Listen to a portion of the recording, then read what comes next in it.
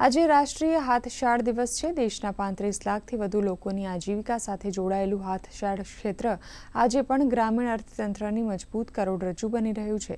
રાષ્ટ્રીય હાથશાળ દિવસના અવસર પર રાષ્ટ્રપતિ દ્રૌપદી મુર્મુ વર્ષ 2025 માટે પ્રતિષ્ઠિત રાષ્ટ્રીય હાથશાળ પુરસ્કાર એનાયત કરશે। આ પુરસ્કારો ભારતના હાથશાળ ક્ષેત્રમાં શ્રેષ્ઠ યોગદાન આપનારા અને દેશની સમૃદ્ધ વણાટ પરંપરાઓને બચાવવામાં અને પ્રોત્સાહન આપવામાં મહત્વની ભૂમિકા ભજવનારા કારીગરોને સન્માનિત કરવા માટે આપવામાં આવશે। સમારોહનું મુખ્ય આકર્ષણ 22 પ્રતિષ્ઠિત પુરસ્કારોનું વિતરણ હશે। આ પુરસ્કારો હાથશાળ ક્ષેત્ર સાથે જોડાયેલા વણાટ, નવાચાર, ડિઝાઇન વિકાસ, માર્કેટિંગ પહેલ, સ્ટાર્ટઅપ ઉદ્યોગો અને ઉત્પાદક કંપનીઓમાં ઉત્કૃષ્ટ સિદ્ધિઓને માન્યતા આપશે।